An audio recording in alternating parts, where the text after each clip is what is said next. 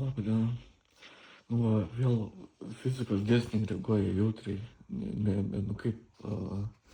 pasaulio struktūra nebedirba taip, kaip reikia. Kažkas jau blogai yra. Tai va, tai ką norėjau pasakyti, pavyzdžiui, yra toks dalykas, pavyzdžiui, tarkim, pavyzdžiui, tu turi savo žemę, vat Lietuvoje, nu, aš perkeliu,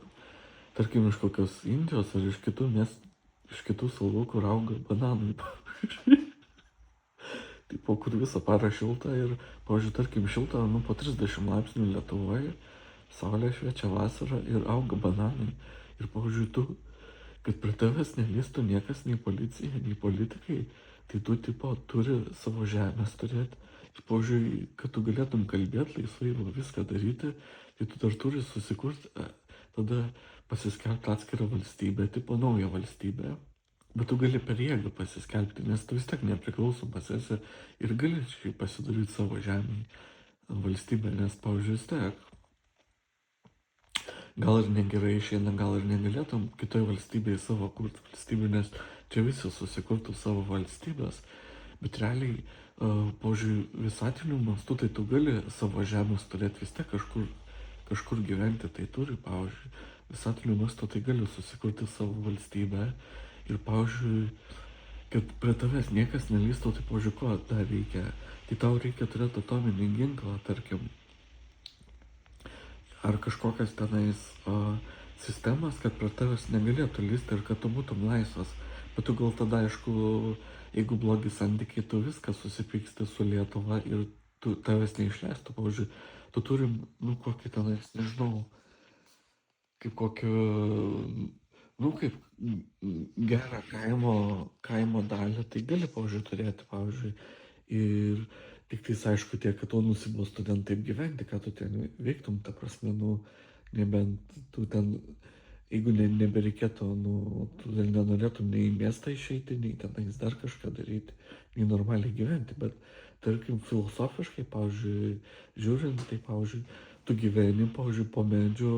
ir auga ir viskas, ir tu, pavyzdžiui, nu, kai pavalgai viską pasidarai, nu, tik medicinos neturėtum, nu, gal ir nieko neatsitiktų, tarkim, nesusirgi. Ir tu va taip gyveni, bet turi tada atominį ginklą turėti, arba kokį mistinį, pavyzdžiui, dievo magiją, kad, pavyzdžiui, jeigu tave puola, tu atstumė, pavyzdžiui. Arba jeigu tu nori būti nepriklausomas, pavyzdžiui, tu turėtum, tarkim, jeigu iš fantastikos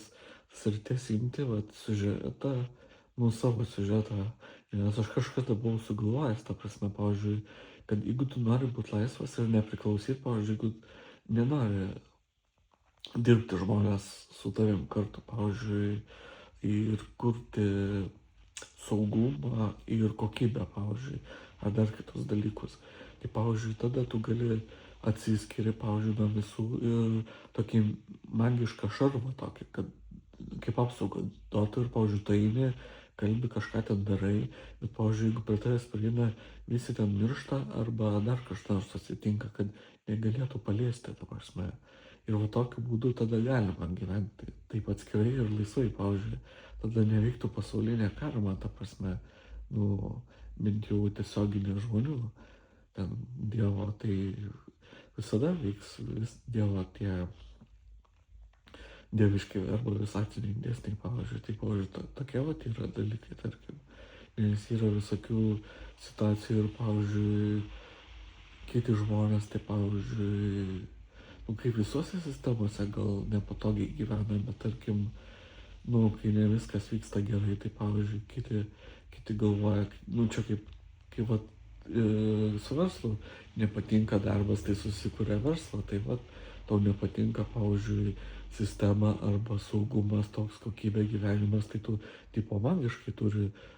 tipo, kaip fantastinį įjungti režimą, ta prasme, ir, tipo, tarsi magiškai gyventi, kad viskas būtų normaliai ir kad, tarkim, skiepų atveju, kad valstybė, pavyzdžiui, tavęs neprievartautų arba netaikytų fizinės ar kitokios jėgos, pavyzdžiui, tarkim. Tai tu va,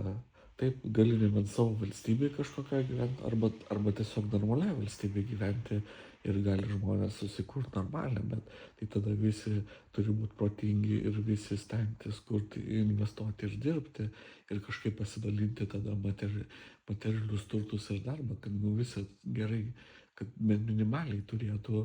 aišku, Anglija taip yra, pavyzdžiui, minimaliai turi ir bedarbiai, ir tu dirbantis uždirbi, bet kitas dalykas yra, ar ten visi dirbti nori, ar nesusigadina sveikatos, dar yra toks dalykas ir niekas nežiūri. Pavyzdžiui, karaliai tai yra, atrodo jie labai gražiai, ta prasme, bet o kiek jie, pavyzdžiui, važinėja po fabrikus ir kiek padeda žmonėm, tai fabrikuose tai verkia žmonės dirbdami,